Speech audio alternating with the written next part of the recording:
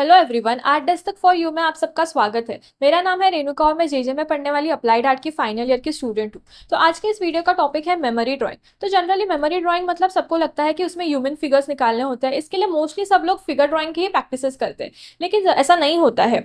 ये एक मिसकंसेप्शन है। सिर्फ फिगर ड्राइंग करने से कुछ नहीं होगा। मेरी खुद की भी फिगर ड्राइंग इतनी ज़्यादा अच्छी नहीं है, लेकिन फिर भी मैं आज यहाँ तक पहुंची हूँ क्योंकि फिगर ड्राइंग के अलावा भी ऐसी कई सारी चीज़ें होती है जो हमें सीखनी और समझनी ज़रूरी है।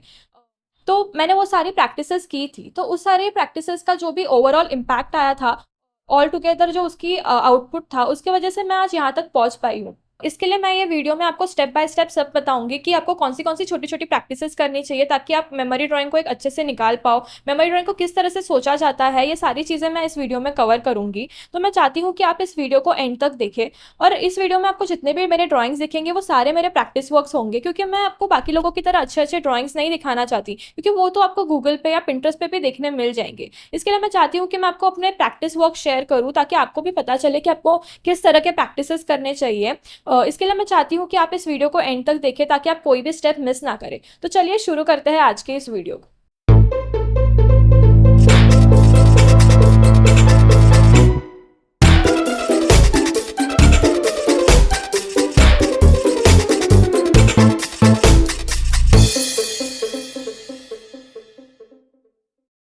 और ये वीडियो स्टार्ट करने से पहले मैं कुछ चीज़ें क्लियर करना चाहती हूँ कि भले ही आप दुनिया की कोई भी डिज़ाइन एग्जाम के लिए प्रिपरेशन कर रहे हो, लेकिन उसके लिए आपको पर्सपेक्टिव और कंपोजिशन की बेसिक अंडरस्टैंडिंग होनी ज़रूरी है, जो कि इस वीडियो के थ्रू आपकी क्लियर हो जाएगी। और मैं आपको पहले ही बता दूं कि ये वीडियो थोड़ा ज़्यादा लंबा होने वाला है, क्योंकि इसमें कई सारे टॉपिक्स को कवर किया गया है, तो शायद आपके लिए एक ओवरडोज भी हो सकता है।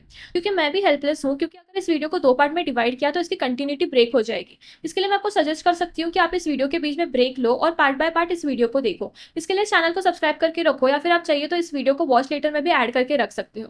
और इस वीडियो के टाइम स्टैम्प्स आपको स्क्रीन पे नजर आ जाएंगे या फिर आपको डिस्क्रिप्शन बॉक्स में भी मिल जाएंगे, तो आप आपके रिक्वायरमेंट के हिसाब से इस वीडियो को देख सकते हो। तो चलिए बिना कोई टाइम वेस्ट किए शुरू करते हैं आज के इस वीडियो को। तो सबसे पहले तो अभी हम देखते हैं कि जब हम स्कूल लेवल में रहते हैं तब हमारा ड्राइंग किस तरह से रहता है। तो यूजुअली जब हम स्कूल लेवल में रहते हैं तब हम लोग सब लोग कॉपी वर्क ही करते हैं, जो हम लोग कहीं ना कहीं से तो देख के बनाते हैं। जैसे ये कुछ मेरे हॉबी वर्क्स थे जो हम लोग स्कूल लेवल में करते हैं। ये मेरे कुछ वेकेशंस के वर्क्स थे, जैसे आप देख सकते हो यहाँ पे। तो यूजुअली जब भी हम स्कूल लेवल में रहते हैं तब हमको उसके पीछे की अंडरस्टैंडिंग या लॉजिक नहीं पता रहता है, बस हम लोग जो दिखता है वो देख के हम लोग बनाते हैं। तो मैं ऐसा नहीं कह रही हूँ कि कॉपी वर्क करना गलत है, लेकिन अगर आप अभी तक इस स्टेज तक आप कॉपी वर्क कर रहे हो तो फिर वो आपको स्टॉप करना चाहिए। क्योंकि अगर आप कोई डिज़ाइनिंग प्रोफेशन के लिए प्रैक्टिस कर रहे हो, प्रिपरेशन कर रहे हो, तो वहाँ पर ऐसा काम नहीं चलता है। तो अगर आप अभी तक ऐसा कर रहे हो तो आपको स्टॉप करना चाहिए। और मैं ऐसा नहीं कह रही हूँ कि कॉपी वर्क करना गलत है, क्योंकि कई बार कॉपी वर्क करना सही भी है। अगर कुछ तुमको चीज़ें सीखनी है, कुछ अंडरस्टैंडिंग बिल्ड करनी है, तो कई बार कॉपी वर्क भी किया जाता है। तो ऐसा नहीं है, डिपेंड करता है कॉपी वर्क के ऊपर। लेकिन कभी कभी आपको खुद से भी ट्राई करने की आदत होनी चाहिए। जैसे ये मैंने कुछ खुद से निकालने की कोशिश की थी, तो आप देख सकते हो कि ये ड्राइंग किस तरह से बनाया हुआ है। क्योंकि जब भी आप खुद से ड्रॉ करते हो तब आपको आपकी खुद की इनसफिशियंसीज, आपकी डिफिकल्टीज़ का आपको पता चलता है, जो कि आपको रियलाइज़ होना भी ज़रूरी है। तभी आप समझोगे कि आपको कौन सी चीज़ें डेवलप करनी है आपके अंदर, कौन सी चीज़ें आपको सीखनी है। जैसे आप यहाँ पे देख सकते हो, ये भी मेरा एक खुद से बनाया हुआ ड्राइंग है। तो आप देख सकते हो ये ब्रिज कैसा ऊपर जा रहा है। तो ये गलत है, हम सबको पता है, लेकिन इसमें इंपॉर्टेंट क्या है कि मैंने खुद को एक्सप्रेस किया है। तो वो ज़्यादा वैल्यूएबल है कि आप कितना खुद को एक्सप्रेस कर पाते हो। फिर ये सब तो मेरे स्कूल लेवल के वर्क थे। तो जब भी हम स्कूल लेवल में, तो आप देख सकते हो कि ये सारे मेरे क्रेयॉन से बनाए हुए कलर्स ड्राइंग्स है। जैसे अभी हम स्कूल लेवल में तो हम लोग यूजुअली क्रेयॉन से मीडियम यूज़ करते हैं और स्केच पेन्स वगैरह यूज़ करते हैं। फिर जैसे जैसे हम थोड़े बड़े होते हैं तो हम लोग पोस्टर कलर्स के ऊपर आते हैं। फिर जब भी हम थोड़े और बड़े होते हैं तो हम लोग वाटर कलर या मीडियम के ऊपर शिफ्ट होते हैं, जैसे आप यहाँ पे देख सकते हो। लेकिन हमें वो कलर मीडियम की ज़्यादा अंडरस्टैंडिंग नहीं होती है, या फिर perspective, light and shade and light की अंडरस्टैंडिंग ना होने की वजह से आप देख सकते हो ये सारे पूरे प्लेन है। ये कलर्स देख सकते हो आप, पूरे प्लेन कलर्स है, उसमें कहीं पे भी शेडिंग नहीं है या फिर शैडो वगैरह की अंडरस्टैंडिंग नहीं है। फिर ये सारे कॉपी वर्क्स, जैसे आप देख सकते हो, आपको देख के पता चल रहा होगा कि ये इंटरमीडिएट के बुक में से देख के बनाया हुआ है, ग्रेड बुक में से। जैसे आप देख सकते हो यहाँ पे ये ड्राइंग है वो, और ये है जो कॉपी करके बनाया हुआ है। तो उस लेवल पे हम लोग कॉपी वर्क ही करते हैं, क्योंकि तो हमको वो अंडरस्टैंडिंग बिल्ड करनी रहती है। तो कॉपी वाटर कलर के मेरे बहुत सारे डिफिकल्टीज, जैसे आप देख सकते हो यहाँ पे, वाटर कलर यूज़ करने के लिए मैं बहुत कॉन्शियस होती थी, क्योंकि मेरा नेचर वैसा था कि मुझे सब फिनिशिंग वर्क और नीटनेस पसंद था। तो ये जो पैचेस आते हैं वाटर कलर के, वो मुझे बिल्कुल भी पसंद नहीं थे। तो इसकी वजह से मैं बहुत घिस घिस के कलर्स करती थी। तो मुझे वाटर कलर के कई सारे प्रैक्टिसेस करने पड़े। जैसे आप ये देख सकते हो, बहुत सारे प्रैक्टिसेस हैं। ये तो कुछ गिने चुने मैं आपको दिखा रही हूँ यहाँ पे, लेकिन ऐसे कई सारे मैंने प्रैक्टिसेस किए थे। तो शायद आपकी ये डिफ़िकल्टी ना हो, क्योंकि वो डिपेंड करता है हर एक के नेचर के ऊपर वगैरह। तो शायद आपके कुछ और डिफ़िकल्टीज़ हो। जैसे आप यहाँ पे देख सकते हो कई सारे प्रैक्टिसेस हैं। अब मैं आपको सब कुछ तो नहीं दिखा सकती, लेकिन जितने हैं उतने गिने चुने मैं आपको बता रही हूँ। तो वो डिपेंड करता है, आपकी जो भी डिफ़िकल्टीज़ रहेगी आप उसके ऊपर वर्क कर सकते हो। इसके लिए मैंने बोला कि आपको खुद से भी प्रैक्टिस करनी चाहिए निकालने की, तभी आपको समझेगा कि आपकी खुद की क्या डिफ़िकल्टीज़ है। तो अभी हम देखते हैं कि अगर आपको एक अच्छी मेमोरी ड्राइंग निकालनी है तो आपकी कौन कौन सी चीज़ों की अंडरस्टैंडिंग होनी ज़रूरी है। तो अभी हम स्टेप बाय स्टेप देखेंगे कि आपको कौन सी चीज़ें समझनी ज़रूरी है, बिकॉज जब तक आपके बेसिक फंडामेंट्स क्लियर नहीं होंगे तब तक आप एक अच्छी मेमोरी ड्राइंग नहीं निकाल पाओगे। तो सबसे पहली स्टेप आता है पर्सपेक्टिव। तो अगर आप फ्रेशर्स हो गए तो शायद आपके लिए पर्सपेक्टिव ये नया टर्म हो सकता है, क्योंकि जब मैं भी नई थी तब मेरे लिए पर्सपेक्टिव ये बहुत नया टर्म था। तो अगर मैं सिंपल भाषा में बोलूँ तो पर्सपेक्टिव मतलब होता क्या है। तो अगर आप कोई भी ऑब्जेक्ट लो या फिर आपके जो भी ह्यूमंस देखो ना आप आपके आजू बाजू में, तो जब वो दूर जाता है, जैसे अभी ये ऑब्जेक्ट है तो आपके आई लेवल के यहाँ पे, लेकिन जैसे आप ये नज़दीक आता है तो आपको ये बड़ा दिखाई दे रहा होगा, लेकिन जैसे ये दूर जाता है तब वो छोटा दिखाई दे रहा है। तो इसे ही बस पर्सपेक्टिव कहा जाता है। जैसे आप यहाँ पे देखो ये इस साइड में जा रहा है तो आपको ये साइड दिखाई दे रही है, और जब इस साइड में जा रहा है तब ये साइड दिखाई दे रही है। तो इसको ही पर्सपेक्टिव कहा जाता है कि वो डिस्टेंस के हिसाब से उसकी साइज़ कैसे वेरी होती है, इसको फोर शॉर्टनिंग कैसे होता है, उसको ही बस पर्सपेक्टिव कहा जाता है, जो हमारे अराउंड सब जगह पे होता है, बस हम लोग नोटिस नहीं करते, हम लोग कभी उस तरह से देखते नहीं है। तो इसमें सबसे पहले तो टर्म क्या आती है कि आई लेवल होती है। जैसे अभी आपकी आई लेवल है तो आपको ये फ्लैट दिखाई दे रहा होगा, इसका सिर्फ ये सर्फेस दिखाई दे रहा होगा, लेकिन जैसे जैसे आई लेवल के ऊपर जाता है तो आपको ये नीचे का जो सर्फेस है वो दिखाई दे रहा होगा, राइट। फिर जैसे ये आई लेवल के नीचे आया तो आपको ये आपका टॉप सरफेस दिखाई दे रहा होगा ये ऑब्जेक्ट का, तो इसे पर्सपेक्टिव कहा जाता है। तो अभी हम इसको देखते हैं कि इसे और अच्छी तरह से कैसे समझा जाए। तो ये एक मेरी असाइनमेंट है, इसमें भी आप देख सकते हो कि ये उसी तरह से की गई है कि अगर कोई प्लेन्स है तो अगर आप ऊपर जा रहे हैं, जैसे मैच बॉक्स है, अगर ये ऊपर जाएगा तो उसके नीचे का सरफेस दिखाई दे रहा है, और अगर ये नीचे आएगा आई लेवल से तो उसके ऊपर का सरफेस दिखाई दे रहा है। फिर अभी हम देखते हैं ये, तो पर्सपेक्टिव निकालने के लिए हमें कभी भी ना एक्सटेंडेड लाइंस निकालने की ज़रूरत होती है। जैसे अभी ये आई लेवल है, मैंने यहाँ पे रखा है, तो ये आई लेवल के हिसाब से ये जो ऑब्जेक्ट्स है वो किस तरह से बनेंगे, यहाँ पे आप देख सकते हो गाइडलाइंस मारे हुए हैं पर्सपेक्टिव के, और ये सारे फ्री हैंड ड्राइंग लाइन्स है, कहीं पर भी स्केल का यूज़ नहीं किया गया है। तो आपको भी ऐसे गाइडलाइंस मारने आने चाहिए, क्योंकि जब तक आप गाइडलाइंस ऐसे एक्सटेंडेड लाइन्स नहीं ना मारोगे तब तक आपकी वो ड्राइंग क्लियर नहीं होगी, क्योंकि कई बार हमारे पर्सपेक्टिव गलत हो जाती है। तो उसके पीछे का मेन रीज़न यही है कि हम लोग ये जो एक्सटेंडेड लाइन्स है, गाइडलाइंस है ना, वो नहीं मारते हैं। ओके, जैसे अभी यहाँ पे भी आप देख सकते हो, ये भी एक ड्राइंग है जो मैंने लाइव देख के बनाया हुआ था, हमारे सामने एक टेबल था उसे देख के बनाया है। तो यहाँ पे भी आप देख सकते हो सब जगह पे आपको एक्सटेंडेड लाइन्स दिखाई देंगी। फिर ये इंटीरियर का एक बनाया था, ये हमको बोला गया था कि तुम खुद के मन से बनाओ, खुद के ऑब्जर्वेशंस के हिसाब से, तो उस टाइप का ये एक ड्राइंग है। फिर पर्सपेक्टिव में तो 3 टाइप होते हैं, एक तो 1 पॉइंट पर्सपेक्टिव, 2 पॉइंट पर्सपेक्टिव और 3 पॉइंट पर्सपेक्टिव। तो सबसे पहले अभी हम देखते हैं कि 1 पॉइंट पर्सपेक्टिव मतलब क्या होता है। जैसे अभी आपको यहाँ पे एक ड्राइंग दिखाई दे रही होगी, ये 1 पॉइंट पर्सपेक्टिव में, जिसको आपको देख रहा होगा यहाँ पे एक आपको डॉट दिखाई दे रहा है, तो ये एक पॉइंट के यहाँ से सब लाइन्स निकल रहे हैं, मतलब जो भी आप ऑब्जेक्ट ड्रॉ कर रहे हैं उसके जितने भी लाइन्स है पर्सपेक्टिव, वो सारे जाके एक पॉइंट पे जाके वैनिश होंगे, मीट होंगे, उसे कहा जाता है 1 पॉइंट पर्सपेक्टिव।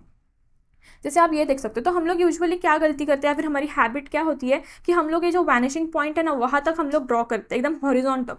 बट यूजुअली तुम अगर देखोगे, अगर तुम लोग नॉर्मल मोबाइल से भी फोटो निकालोगे तो तुमको दिखेगा कि हमें दूर तक कभी दिखता ही नहीं है, लाइक हॉरिजॉन तक हमें कभी दिखाई नहीं देता। लाइक अगर तुम लोग गाँव साइड में जा रहे हो जहाँ पे पूरा ओपन स्पेस है तो फिर बात अलग है, लेकिन अगर तुम लोग सिटी में रह रहे हो या फिर कहीं पर भी जाओ तुम लोग शॉप में, मॉल में, मार्केट, तो आपको दिखाई देगा कि यहाँ पे कभी भी ऐसा हॉरिजॉन तक हमें दिखाई नहीं देता कि दूर की बिल्डिंग्स दिख रही है, स्काई दिख रहा है, ऐसा नहीं होता। जैसे आप यहाँ पे देख सकते हो, हमें यूजुअली ऐसे ओवरलैपिंग्स होती है उसके बीच में, जैसे ये शॉप है, पीछे बिल्डिंग्स है, यहाँ से गली जा रही है, लाइक ऐसे हमें व्यूज़ दिखाई देते हैं, तो हमें वो ध्यान में रखना चाहिए। जैसे अभी ये भी एक ड्राइंग है, तो यहाँ पे आप देख रहे हो कि शॉप्स एक दूसरे के ऊपर या बिल्डिंग्स एक दूसरे के ऊपर ओवरलैप हो रही है, ये ब्लॉकिंग्स हो रहे हैं, तो इस तरह से आपको वो निकालने आना चाहिए। जैसे यहाँ पे भी आप देख सकते हो ये आई लेवल जो बनाई हुई है मैंने, यहाँ पे आप देख सकते हो ये आई लेवल ड्रॉ किया, उस हिसाब से ये सारे लाइन्स जा रहे हैं, देखो बिल्डिंग के ये सारे उस हिसाब से जा रहे हैं, तो आपको ये चीज़ों का ध्यान रखना है। फिर उसके बाद हम आते हैं 2 पॉइंट पर्सपेक्टिव को।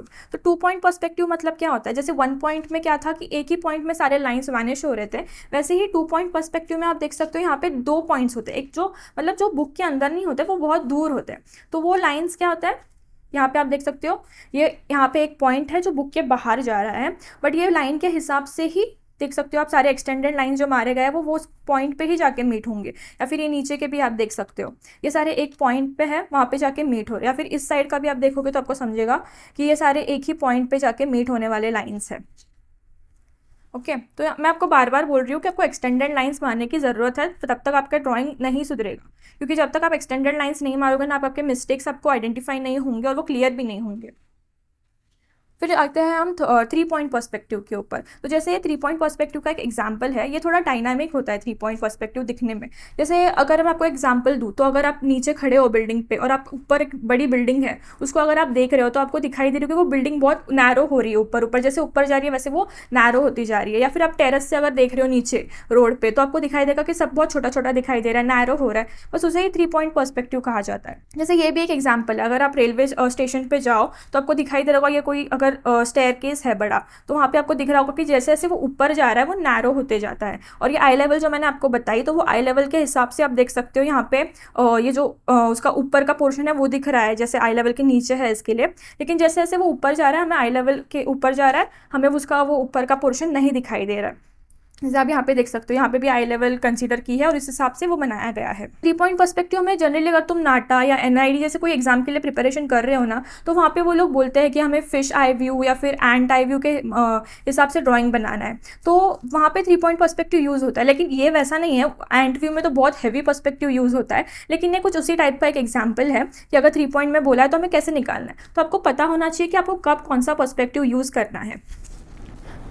फिर अगर अभी हम आगे देखते हैं कि हम ह्यूमंस में पर्सपेक्टिव कैसे ऐड करना है, तो यहाँ पे आप देख सकते हो, यहाँ पे जो ये ह्यूमन दिखाई दे रहा है आपको, ये फ्रेम में से कट हुआ है क्योंकि वो फ्रेम के बहुत नज़दीक है। जैसे अगर आप मोबाइल में कैमरा भी ओपन करोगे और आप देखोगे कि कोई भी इंसान अगर आपके कैमरा के नज़दीक है तो वो फ्रेम में से कट हो जाता है, लेकिन वही इंसान अगर पीछे जाएगा तो वो उतना ही छोटे छोटे होते जाएगा, वो इंसान की हाइट। तो उसी तरह से यहाँ पे भी आपको इंसान दिख रहे होंगे कि जैसे वो इंसान पीछे पीछे जा रहे हैं, उनके हाइट वेरी होते जा रहे हैं, छोटे छोटे होते जा रहे हैं। जैसे आप यहाँ पे भी देख सकते हो कि अगर ये एक इंसान है और वही इंसान अगर दूर जा रहा है तो वो किस तरह से उसकी हाइट छोटी छोटी होती जाएगी। जैसे आप यहाँ पे देख सकते हो, उसके आई लेवल के हिसाब से, पर्सपेक्टिव के हिसाब से वो किस तरह से छोटा होते जा रहा है उसका हाइट। और वही अगर इंसान कोई एकदम आगे है फ्रेम के, तो उसका वो कट हो रहा है फ्रेम में से। तो बस इसी चीज़ों का आपको ध्यान रखना है जब आप ह्यूमंस निकालो, उसमें पर्सपेक्टिव आपको ऐड करना है, तो इसी चीज़ों को ध्यान में रख के आपको ह्यूमंस ड्रॉ करना है। तो अभी हम आगे बढ़ते हैं कि हम व्हीकल्स के ऊपर, कि जनरली हम लोग क्या करते हैं जब हम मेमोरी ड्राइंग निकालते हैं तो हम लोग सिर्फ ह्यूमन फिगर्स निकालते हैं, हम लोग उसमें व्हीकल्स या एनिमल्स ऐसी चीज़ें इंक्लूड नहीं करते। लेकिन वो भी एज अ ह्यूमन फिगर या एक फिगर जैसा ही कंसीडर होता है, तो हमें वो सारी चीज़ें भी उसमें ऐड करनी चाहिए ताकि वो इंटरेस्टिंग लगे। जैसे आप यहाँ पे देख सकते हो, ये कुछ व्हीकल्स की भी प्रैक्टिस किए हुए हैं, लेकिन हम लोग की बेसिक हैबिट कैसी रहती है कि हम लोग एकदम ऐसा बोलते हैं ना, साइड फिगर में ड्रॉ करते हैं, साइड एंगल में ड्रॉ करते हैं, लेकिन हमें कभी भी 3/4 एंगल में से ड्रॉ करने की आदत होनी चाहिए। जैसे आप देख सकते हो यहाँ पे भी कैसे पर्सपेक्टिव के लाइंस की मदद से, पर्सपेक्टिव के हिसाब से ये व्हीकल्स निकालने की कोशिश की है।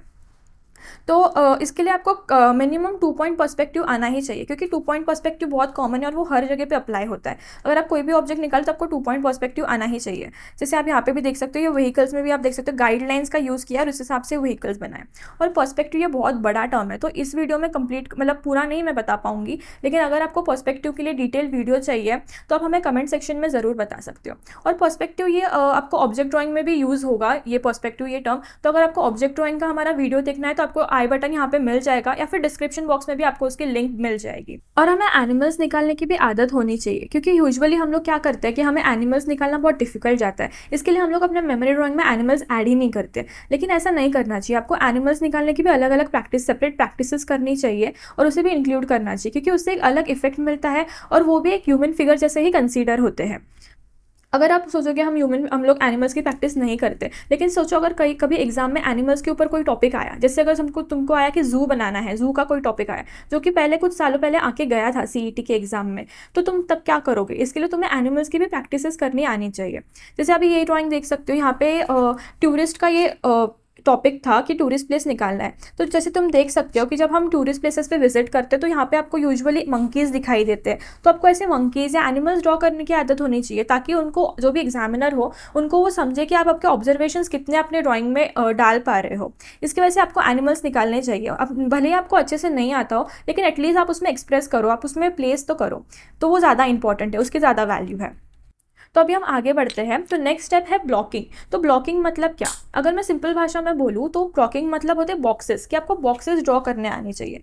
अगर ब्लॉकिंग मतलब जो आप पर्सपेक्टिव के हिसाब से ये बॉक्सेस को आप कैसे ओवरलैप करते हो। जैसे आप यहाँ पे देख सकते हो ये ब्लॉकिंग किया हुआ है, तो आपको पहले तो एक ऐसा बेसिक आइडिया होना चाहिए कि मैं कहाँ पे कौन सी चीज़ें ब्लॉक मतलब रखूँगा। जैसे अभी ये बिल्डिंग है या शॉप है, तो मेरे को यहाँ पे बिल्डिंग रखनी है, यहाँ पे शॉप बनाना है, उसकी आपको एक बेसिक आइडिया होनी चाहिए। उसकी वजह से आपको ब्लॉकिंग करने की आदत होनी चाहिए।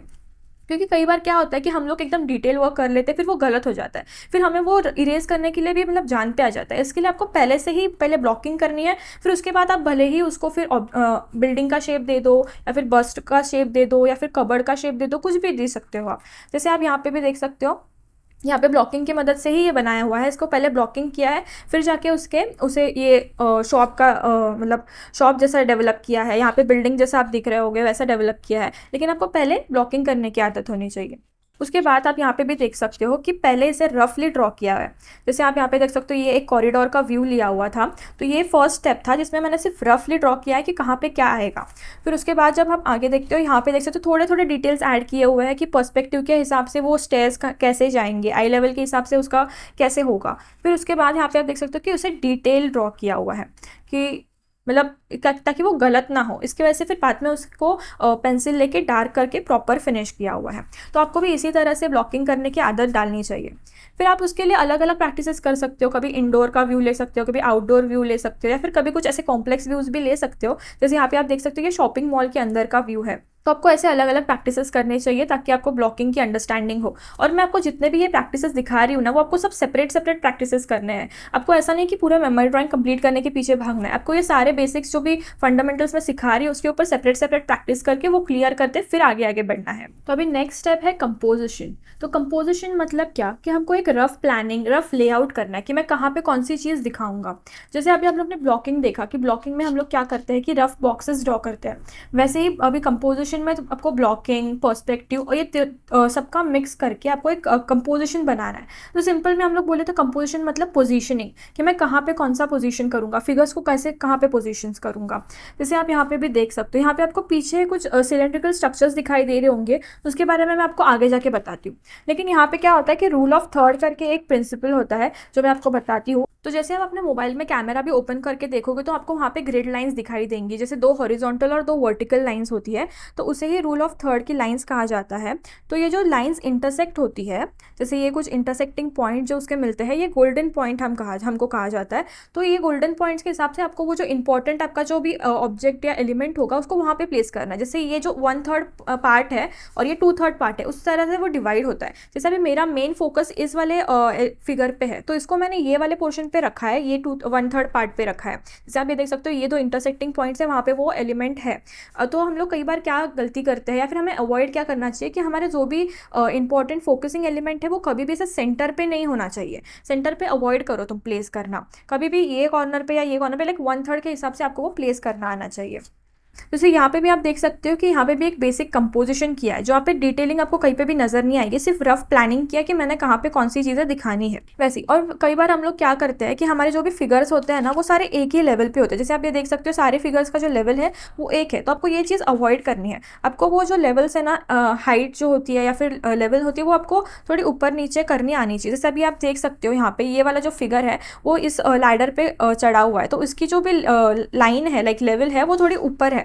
या फिर जैसे ये 2 फिगर है जो दूर के हैं पर्सपेक्टिव के हिसाब से, तो उनकी आप लिख सकते हो कि फ्लोरिंग के लेवल क्या है, वो थोड़े ऊपर है। तो आपको ये थोड़े चेंजेस करने आने चाहिए ताकि आपकी डिज़ाइन जो मेमोरी है ना वो थोड़ी और अच्छी दिखे। जैसे आप यहाँ पे भी देख सकते हो ये प्राइस डिस्ट्रीब्यूशन का एक मेमोरी ड्राइंग बनाया है। तो यहाँ पे भी आप देख सकते हो कि ये जो भी स्टूडेंट्स हैं जिनको अवार्ड्स मिल रहे हैं वो देख सकते हो आप ऊपर खड़े हुए हैं, तो उनके भी जो फ्लोरिंग की जो लेवल है वो एक नहीं है, वो चेंज होती रहती है। और आप यहाँ पे भी देख सकते हो कि कई बार हम लोग को क्या लगता है कि हम लोग ह्यूमंस को क्रॉप नहीं कर सकते, लेकिन ऐसा कुछ नहीं है, गलतफहमी है। आप ऐसे ह्यूमंस, जैसे आप देख सकते हो यहाँ पे बड़ा ह्यूमन निकाला है जो क्रॉप हुआ है, फ्रेम में से बाहर गया, तो आप ऐसे ह्यूमंस भी प्लेस कर सकते हो। या फिर यहाँ पे पोल देख सकते हो आप, यहाँ पे लाइट का पोल भी निकाला हुआ है। तो ऐसे कुछ एलिमेंट्स भी आप ड्रॉ कर सकते हो जो बहुत मतलब कैमरा के बहुत नज़दीक हो और जो फ्रेम में से बाहर जा रहे हो। तो इससे क्या होता है कि आपका जो वो बड़ा एरिया है ना वो भी कवर हो जाता है, आपको कलरिंग करने के टाइम पे भी ईजी जाता है, आपका टाइम बचता है। जैसे आप यहाँ पे भी देख सकते हो, ये जो क्रेन है वो फ्रेम में से अंदर आई है, तो आपको कुछ एलिमेंट्स ऐसे भी ऐड करने चाहिए जो फ्रेम में से बाहर जा रहे हैं या फिर फ्रेम में से अंदर आ रहे हैं। ऐसे कुछ एसेंशियल एलिमेंट्स भी आप ऐड कर सकते हो, लेकिन इंपॉर्टेंट ये है कि आप वो एसेंशियल एलिमेंट्स उस ड्राइंग में इंक्लूड करो, भले ही वो क्रॉप क्यों ना हुए हो। फिर उसके बाद हम आते हैं ये, यहाँ पे भी आप देख सकते हो कि कैसे ऑब्जर्वेशंस को प्लेस किया गया है और साइज वेरिएशंस कैसे किए हैं ह्यूमन फिगर्स में, क्योंकि जनरली हमारे साइजेस जो है वो बहुत सेम होते हैं, हम लोग साइज वेरिएशंस नहीं करते ज़्यादा करके। तो यहाँ पे आप देख सकते हो कि ये ह्यूमन की साइज़ कितनी है, फिर जो पीछे है वो बच्चे हैं तो उनकी साइजेस कितनी है, और यहाँ पे आप देख सकते हो कैसे ऑब्जर्वेशन को प्लेस किया है। वो बच्चे खेल रहे हैं, कोई झाड़ पे खड़ा है, कोई आप यहाँ पे देख सकते हो टैंक के अंदर में से झाँक के देख रहा है ये बच्चा। तो इसे रफ प्लानिंग करते कहते हैं कि आप कहाँ पे कौन सी चीज़ें दिखाओगे और आपके ऑब्जर्वेशंस आप कितने ड्राइंग में उतारते हो वो ज़्यादा वैल्यूएबल है। जैसे अभी ये शादी का एक मेमोरी ड्राइंग है, तो हमको यूजुअली पता है कि बच्चे बहुत शरारती होते हैं, बहुत मस्ती करते हैं। तो जैसे आप यहाँ पे देख सकते हो कि ये बच्चा स्टेज पे चढ़ने की कोशिश कर रहा है, तो ये जो ऑब्जर्वेशन जो भी आप देखते हो ना वो आपको उसमें डालने आने चाहिए, आप खुद को उस प्लेस पे फील करो। फिर जैसे यहाँ पे भी आप देख सकते हो आपको अलग अलग एंगल से कंपोजिशंस करने आने चाहिए। जैसे आप यहाँ पे देख सकते हो कि थोड़ा नीचे के एंगल से ये ड्रॉ किया हुआ कंपोजिशन है, वैसे ही आप ये देख सकते हो ये थोड़ा टॉप व्यू से निकाला गया हुआ ड्राइंग है कि अगर हम लोग खड़े हैं और ये लोग नीचे बैठे हुए हैं कुछ इंस्ट्रूमेंट बजाने के लिए, तो हम लोग को उसका हेड दिखाई देगा, लाइक हम लोग की हाइट उनसे ऊपर है, हम लोग की आई लेवल उनसे ऊपर है, तो उस हिसाब से हमें वो टॉप व्यू के हिसाब से कैसे नजर आएगा। और यूजुअली हम लोग ओवरलैपिंग्स नहीं करते, तो वो आपको ध्यान में रखना कि आपको ओवरलैपिंग्स भी करनी है। जैसे आप यहाँ देख सकते हो ये फिगर के पीछे ये ओवरलैप हुआ है, ये ओवरलैप हुआ है, जैसे आपको ओवरलैपिंग्स मेंटेन करनी चाहिए। जैसे यहाँ पे भी आप देख सकते हो इनके बीच में आप ओवरलैपिंग देख सकते हो, कोई भी फिगर जैसे सेपरेट सेपरेट नहीं है, सबके एक दूसरे के ऊपर है, सब लोग कैसे ओवरलैप हुए हैं। जैसे आप कोई भी क्राउडेड प्लेस ले लो, जैसे बर्थडे पार्टी हो या कुछ सेलिब्रेशन हो, तो सब लोग कैसे एक दूसरे के ऊपर ओवरलैप होते हैं, कोई भी ऐसा सेपरेट सेपरेट नहीं होता है। तो उस तरह से आप थोड़ा सोचो। और जनरली हम लोग क्या करते हैं कि हमारे जो भी फिगर्स होते हैं ना उनके बीच में कुछ कनेक्शन या इंटरेक्शन नहीं होता, सब फिगर्स अपने अपने में सेपरेट सेपरेट होते हैं, तो वैसे आपको गलती नहीं करनी, मतलब आपको वो अवॉइड करना है। जैसे आप यहाँ पे देख सकते हो कि ये जो फिगर है ये मतलब ये जो मेमोरी है वो एक्सीडेंट के ऊपर बनाई हुई थी, तो आप यहाँ पे देख सकते हो कि ये फिगर उसके साथ कैसे इंटरैक्ट कर रहा है, उसको हेल्प कर रहा है, बचा रहा है उठने में। वैसे ये वाला जो फिगर है वो ट्रक ड्राइवर को रोक रहा है, तो वो दोनों के बीच में जो इंटरैक्शन है वो आपको दिखाई दे रही होगी। तो इस तरह से आपको कुछ इंटरैक्शंस उसमें बिल्ड करनी चाहिए, ना कि वो एलिमेंट सब सेपरेट सेपरेट दिखाई दे।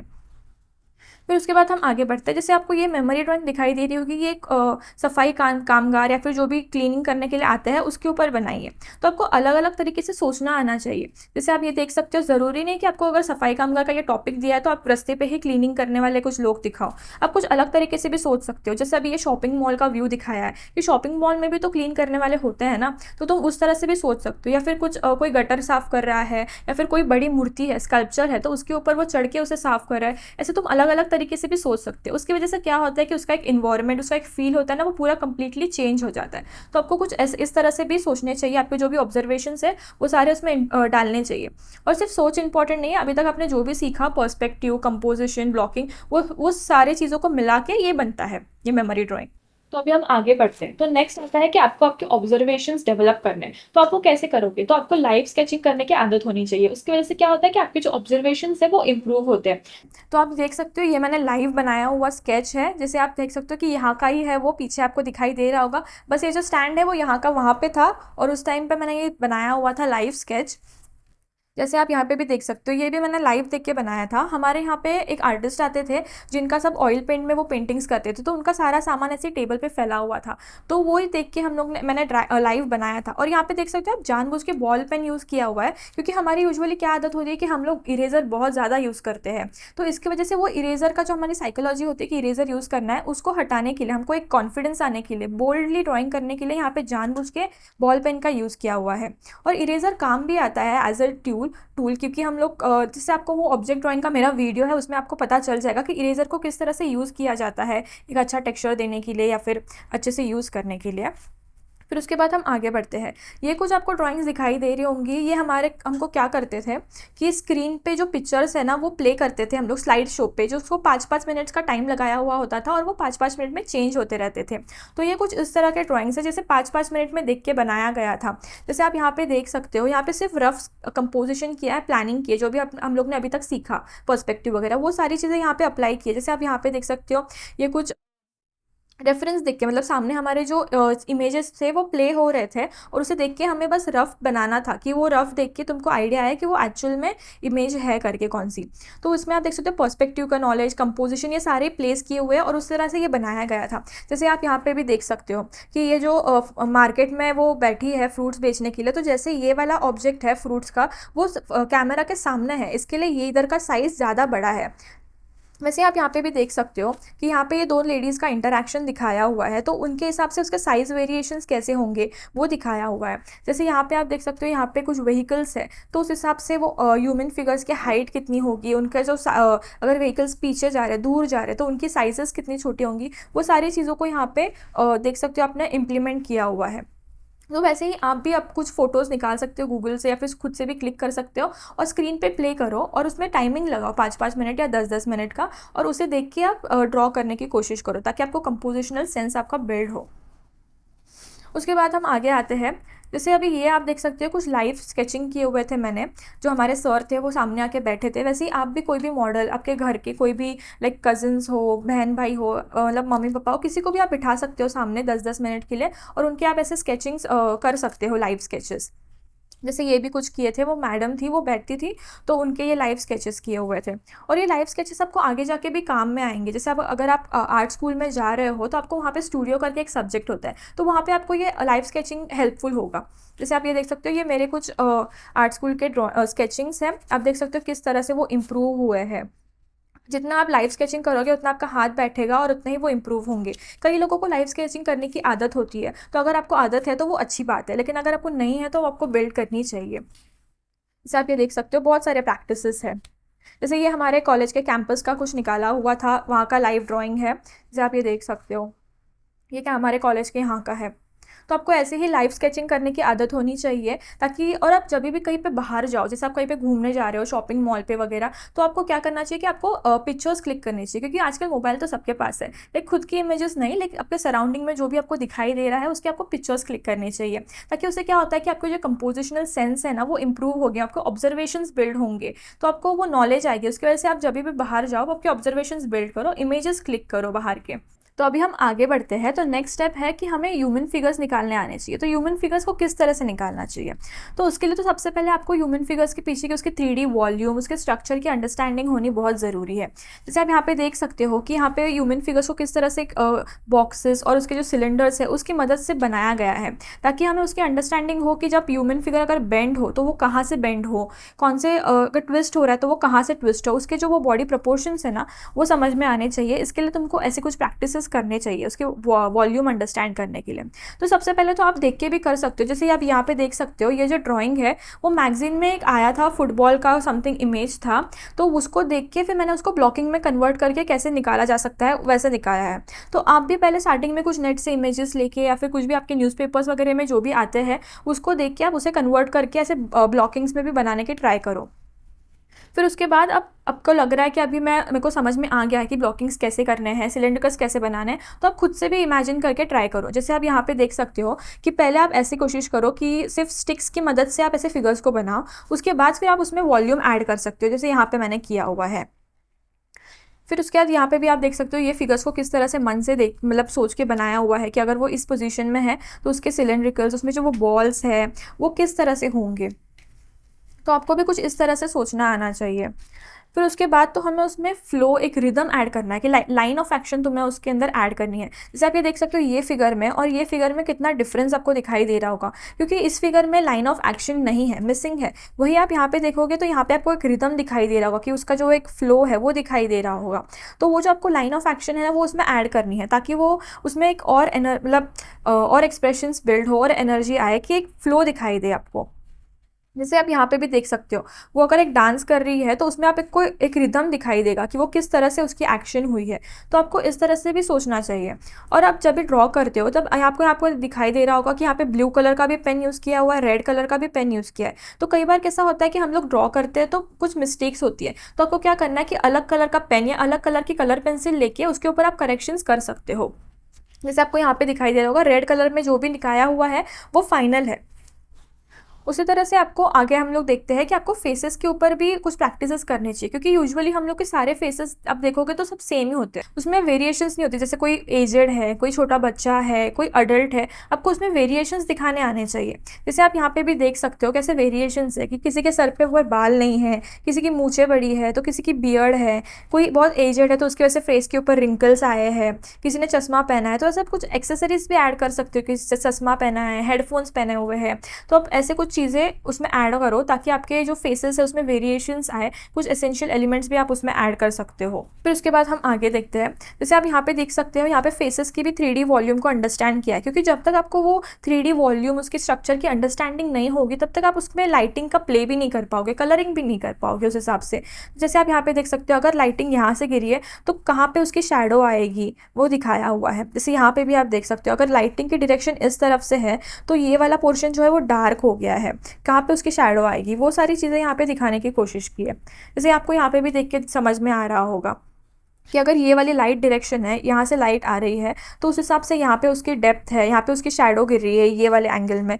तो ये सारी चीज़ों की आपको प्रैक्टिस करने के लिए आपको 3D वॉल्यूम समझना बहुत ज़रूरी है, तभी जाके आप उसमें कलरिंग और शेडिंग ऐड कर पाओगे। इसके लिए आपको कुछ हम बुक्स भी सजेस्ट कर सकती हूँ कि आपको अगर और भी ज़्यादा इंटरेस्ट है कि आपको फिगर ड्राइंग में अब ज़्यादा डीप स्टडी करना है तो उसके लिए आप कुछ ये बुक सजेस्ट कर रही हूँ मैं। जैसे आप यहाँ पे देख सकते हो, फिगर स्टडी करके है, आदित्य चारिक ने उसकी बुक है। तो जैसे आप यहाँ पे देख सकते हो, इन्होंने भी दिखाया हुआ है कि कैसे फिगर्स को स्ट्रक्चर में, उसके सिलेंड्रिकल्स में आप कैसे उससे बनाओगे, किस तरह से आपको वो सोचना चाहिए, उसके भी कुछ प्रैक्टिसेस है उन्होंने दिखाए हुए। तो आप इसके कुछ मदद से स्टडी कर सकते हो। मतलब कई सारे ये है बुक्स है, मैं आपको और भी बुक्स बताती हूँ। जैसे ये एक है, मसल इन मोशन करके एक बुक है, तो ये भी आप ले सकते हो अगर आपको ज़्यादा करके स्टडी करना है फिगर्स के ऊपर इतना डीप। या फिर ये एक है, figure drawing without a model करके, तो ये भी एक है, जैसे आप यहाँ पे देख सकते हो। इसमें भी सब ह्यूमन फिगर्स का सब प्रैक्टिसेस दिखाए हुए हैं कि किस तरह से आपको वो लाइन ऑफ एक्शन के हिसाब से किस तरह से आपको करना चाहिए। जैसे ये भी है, सिलेंड्रिकल्स की यहाँ मदद से यहाँ पे उन्होंने भी किया है कि पार्ट्स को डिवाइड करके किस तरह से प्रैक्टिस करनी चाहिए। वैसे ही आप ये भी देख सकते हो, एनाटॉमी एंड ड्राइंग करके है ये बुक। जैसे आप यहाँ पे देख सकते हो कैसे मसल्स की और इसकी अंडरस्टैंडिंग बिल्ड करने के लिए ये वाली बुक को भी आप ले सकते हो। और इसका ही नया वर्जन अभी आपको दिखाई दे रहा होगा कि ये आता है एनाटॉमी एंड ड्राइंग का, तो आप ये वाली बुक भी ले सकते हो अगर आपको ज़्यादा डिटेल में स्टडी करना है तो मसल्स और इसके ऊपर। फिर ये भी एक बुक है एंड्रे ल्यूइस की, जैसे आप देख सकते हो यहाँ पे,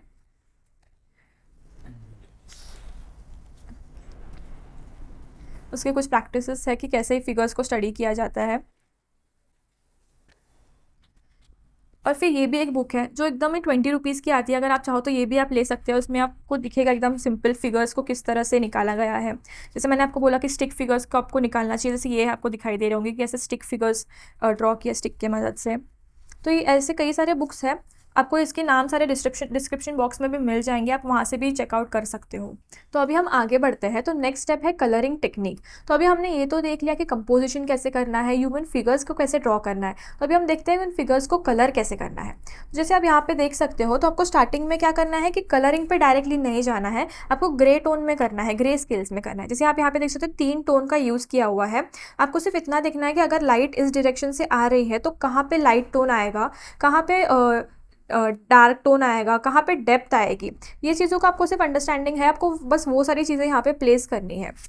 जैसे फिर यहाँ पे भी आप देख सकते हो कि अगर लाइटिंग पीछे से आ रही है तो उसके हिसाब से कहाँ पे लाइट गिरेगी, कहाँ पे मिडिल टोन आएगा और कहाँ पे हाईलाइट या फिर डेप्थ्स आएंगी, तो वो सारी चीज़ों को आपको ध्यान रखना है। और अगर आपको हाईलाइट ऐसे कॉर्नर पे दिखाने हैं तो वो बैकग्राउंड में मिक्स होगा, तो इसके वजह से आपको ध्यान रखना है कि आप बैकग्राउंड को थोड़ा डीप करो ताकि वो फिगर जो है वो बैकग्राउंड से सेपरेट आउट हो। तो ये कुछ प्रैक्टिसेस है जो मैंने देख के किए हुए थे। तो जब हम देख के करते हैं तब हमारे फिगर्स अच्छे बनते हैं, लाइक हमारे इसमें वो सब लाइटिंग का इफेक्ट और वो सब अच्छे से आता है। लेकिन वही जब हम खुद से निकालने की कोशिश करते हैं तब हमारे ड्राइंग्स कुछ इस तरह से दिखते हैं। जैसे आप ये देख सकते हो, यहाँ पे कोशिश की गई थी कि हाईलाइट्स है, अगर यहाँ से लाइट गिरी है तो वो ड्रेपरी के फोल्ड्स कैसे आएंगे, उस हिसाब से लाइटिंग कैसे आएगी, उस तरह से कुछ प्रैक्टिस किए थे, बट वो हमारे से अच्छे से नहीं हो पाता है। जैसे यहाँ पे भी है, उसी टाइप का कुछ प्रैक्टिस किया हुआ था कि अगर हाईलाइट गिर रहा है तो कहाँ पे लाइटिंग आएगी और वो ड्रेपरी के फोल्ड्स हम किस तरह से दिखाएंगे। तो उसके लिए हमें कहा गया था कि ज़रूरी नहीं है कि तुमको ड्रेपरी के फोल्ड्स दिखाने हैं तो तुमको ऐसे घिस घिस के कलर करना है, तुम ऐसे फ्लैट एक पैचेस में भी दिखा सकते हो।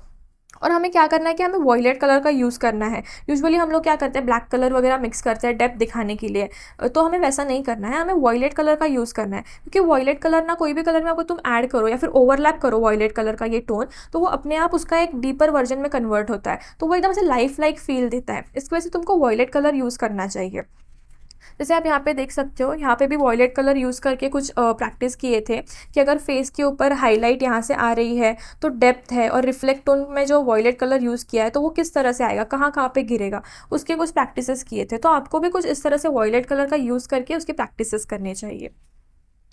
फिर जैसे आप यहाँ पे देख सकते हो, यहाँ तक तो मैं भी सीख गई थी कि वॉयलेट कलर को डाल के उस हिसाब से कैसे उसके फिगर्स को कलर किया जाए। जैसे आप यहाँ पे भी देख सकते हो, उसकी वजह से उसमें एक अलग ड्रामेटिक फील आया है। क्योंकि यूजुअली हमारी थिंकिंग क्या होती है कि हम लोग अगर हमको ग्रीन कलर का टी शर्ट दिखाना है तो हम लोग येलो कलर, फिर ग्रीन कलर, फिर डार्क ग्रीन कलर, हम लोग इसी कलर पैटर्न में कलर करते हैं। तो हमें वो थिंकिंग जो हमारी है ना, वो हमें चेंज करना चाहिए, वो पैटर्न से बाहर निकलना चाहिए और कुछ ऐसा वॉयलेट कलर जैसा आपको डालना चाहिए ताकि वो और इंटरेस्टिंग दिखे।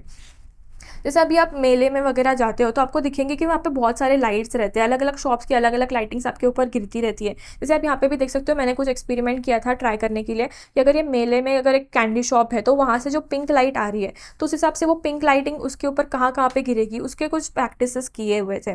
जैसे आप यहाँ पे भी जब भी आप शादी में जाते हो तब आप देखते हो कि अलग अलग डायरेक्शन से अलग अलग लाइटिंग्स की हुई रहती है। जैसे आप यहाँ पे देख सकते हो, मैंने ट्राई किया था कि यहाँ से येलो लाइट आ रही है, यहाँ से ब्लू लाइट आ रही है, तो उसे किस तरह से करना चाहिए। जैसे आप यहाँ पे भी देख सकते हो, मेरे फेस पे भी आपको यहाँ पे लाइट दिखाई दे रही होगी क्योंकि यहाँ से वो पिंक लाइट छोड़ी है तो आपको यहाँ पे भी थोड़ा पर्पलिश टोन दिखाई दे रहा होगा। उस तरह से आपको रिफ्लेक्ट टोन के ऊपर सोचना चाहिए। और ये सारे प्रैक्टिसेस आप जब प्रैक्टिस कर रहे हो उस टाइम पे आप ऐसे कुछ एक्सपेरिमेंट्स कर सकते हो, लेकिन अगर आप एग्जाम में ऐसे कुछ एक्सपेरिमेंट करो तो वो शायद से फेल भी जा सकते हैं। इसके लिए मतलब आप अवॉइड करो कि आप एग्जाम में ऐसे कुछ एक्सपेरिमेंट्स करना। फिर हम आगे बढ़ते हैं। जैसे आप ये देख सकते हो, हमें सजेस्टिव फिगर्स निकालने की भी आदत होनी चाहिए। जैसे अगर क्योंकि हमारे एग्जाम में इतना टाइम कम होता है कि हम लोग सब फिगर्स को इतना डिटेल में नहीं निकाल सकते, तो कोई कोई फिगर जो दूर के हैं उन्हें हमें सजेस्टिव निकालने आने चाहिए। जैसे आप यहाँ पे भी देख सकते हो, ये कुछ सजेस्टिव फिगर्स आपको दिखाई दे रहे होंगे कि ये ढोल बजा रहा है, तो इसका ही हम लोग सजेस्टिव में कैसे निकालेंगे, जैसे आप यहाँ पे देख सकते हो। या फिर कोई दूर के फिगर्स है, लाइक दूर के जैसे क्राउड दिखाया है, तो क्राउड किस तरह से तुम दिखाओगे, तुम हर एक फिगर को तो डिटेल्स नहीं निकाल सकते, राइट। तो इसके लिए आपको ऐसे कुछ सजेस्टिव फिगर्स डिटेल्स का सजेस्टिव ऐसा करने की आदत होनी चाहिए। जैसे कोई दूर के बिल्डिंग्स है, दूर के झाड़ है, तो फिर तुम उसे कैसे दिखाओगे सजेस्टिवली। ये कुछ थंबनेल जैसा बनाया गया है सिर्फ इतना दिखने के लिए कि हम उसमें एक वो फील ला पाते हैं कि नहीं। जैसे आप यहाँ पे देख सकते हो, यहाँ पे व्हाइट कलर ओवरलैप किया हुआ है, ओपेक व्हाइट जो पोस्टर व्हाइट होता है वो ओवरलैप किया है, क्योंकि कई बार क्या हो जाता है हम लोग हाईलाइट्स डालना भूल जाते हैं। तो इसकी वजह से आप क्या कर सकते हो, आप ऐसा ओपेक व्हाइट जो पोस्टर व्हाइट आता है वो ऐसा आप ओवरलैप कर सकते हो ऊपर से, ताकि वो आपकी जो फिगर्स है ना वो बैकग्राउंड में से सेपरेट आउट हो।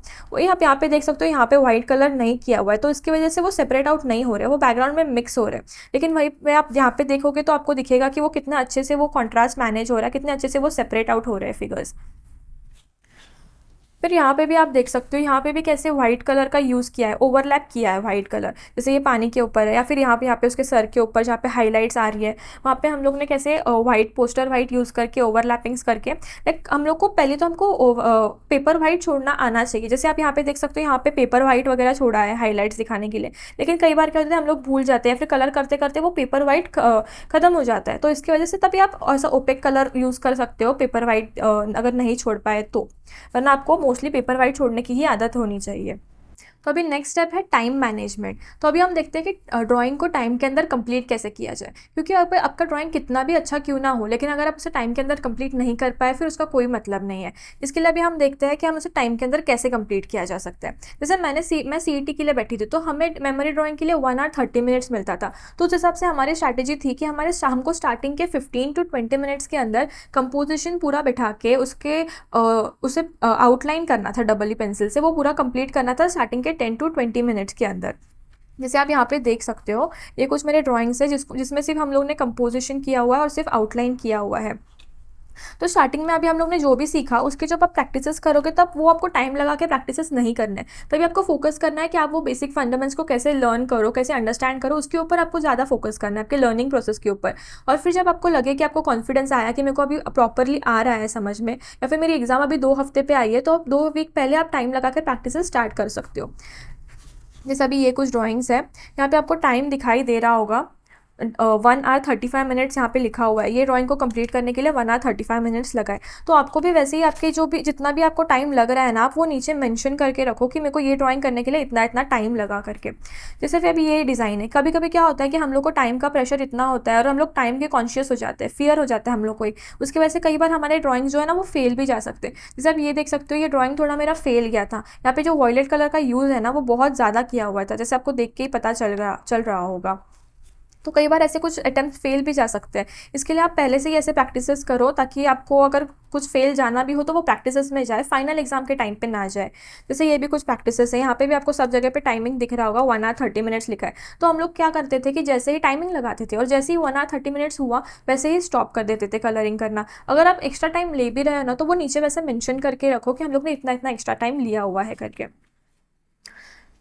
फिर जैसे ये भी एक ड्राइंग है, इसमें भी आप देख सकते हो 1 hour 30 minutes लिखा हुआ है, ये सारे टाइम में किए हुए ड्राइंग्स है। तो आपको भी कुछ इसी तरह से प्रैक्टिसेस करने हैं टाइमिंग लगा के, ताकि आप एग्जाम में आप जाके कॉन्शियस ना हो। और अगर मैं आपको एक टिप देने चाहूँ तो मैं बोलूँगी कि आप जो भी मेमोरी ड्राइंग कर रहे हो तो आप वाटर कलर में करो, क्योंकि वाटर कलर में क्या होता है कि टाइम बहुत कम यूज़ होता है, मतलब आप वाटर कलर का एक फ्लो देके बहुत ज़्यादा बैकग्राउंड कवर कर सकते हो।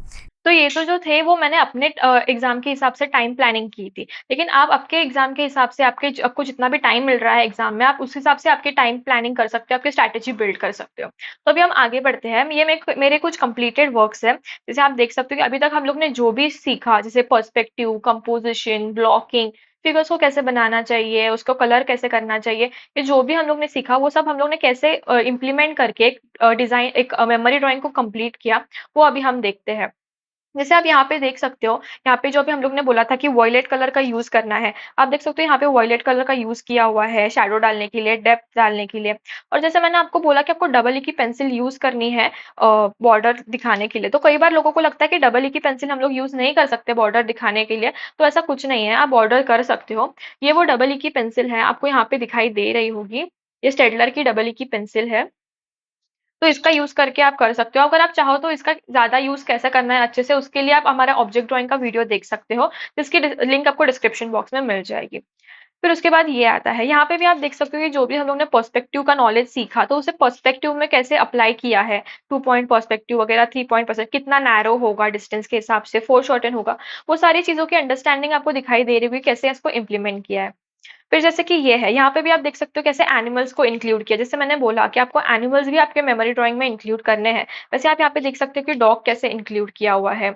तो जैसे आप यहाँ पे देख सकते हो, हम लोग ने बोला कि सजेस्टिव ड्राइंग्स भी आपको निकालनी आनी चाहिए। तो जैसे आप यहाँ पे देख सकते हो, यहाँ पे सजेस्टिव बिल्डिंग्स दिखाई है, यहाँ पे ब्रिज दिखाया हुआ है सजेस्टिव, और फिर क्रॉपिंग करने भी हमको आनी चाहिए। तो जैसे यहाँ पे देख सकते हो, ये क्रेन है जो फ्रेम में से अंदर आई है, वो दिखाई गई है। या फिर जैसे हम लोग ने बोला आपको हाईलाइट छोड़ने चाहिए, या फिर आप ओवरलैप भी कर सकते हो ओपेक वाइट कलर लेके, तो वो आपको दिखाई दे रहा होगा कैसे वाइट कलर का ओपेक यूज़ किया हुआ है।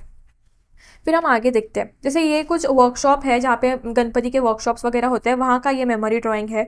तो इस तरह से भी आप अलग अलग प्रैक्टिसेस कर सकते हो, कोई इंडोर व्यू, कोई आउटडोर व्यू, ऐसे अलग अलग व्यूज़ लेके आप प्रैक्टिसेस कर सकते हो। जैसे ये भी आप देख सकते हो, ये एक स्टूडियो वर्क था, यहाँ पे आप गराज का देख सकते हो, पंचर शॉप है, तो वो कैसे किस तरह से निकाला गया है। तो अभी हम कंपेरिजन देखते हैं कि हमारा जो स्कूल लेवल का वर्क था वो कैसा था और अभी हमारा डेवलपमेंट कितना ज़्यादा हुआ है।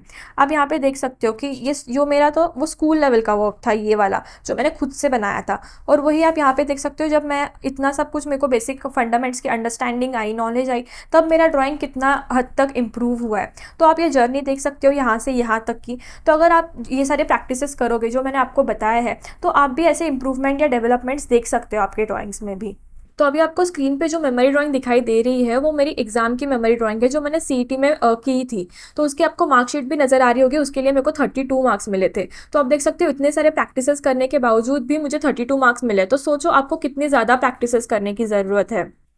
तो आई होप आपको ये वीडियो अच्छा लगा रहेगा। अगर आपको अच्छा लगा तो प्लीज़ लाइक करें, और अगर आपको कुछ डाउट्स हो तो आप हमें कमेंट सेक्शन में ज़रूर बता सकते हैं। और अगर आप जैसे कोई हो जो हमारे दिए हुए प्रैक्टिसेस को कर रहा हो सीरियसली, तो आप आपके प्रैक्टिसेस आप हमें शेयर कर सकते हैं। आप हमारी टेलीग्राम चैनल की लिंक और इंस्टा आईडी की लिंक आपको डिस्क्रिप्शन बॉक्स में मिल जाएगी। और आप चाहे तो आप हमारे वीडियो को ज़्यादा से ज़्यादा शेयर कर सकते हैं। अगर आपके फ्रेंड्स एंड फैमिली में कोई ऐसा है जिसको अपने डिज़ाइनिंग स्किल्स को इम्प्रूव करना है, या फिर कोई डिज़ाइनिंग एंट्रेंस एग्जाम के लिए वो प्रिपरेशन कर रहा है, तो आप उसके साथ हमारा वीडियो ज़रूर शेयर करें। Thank you.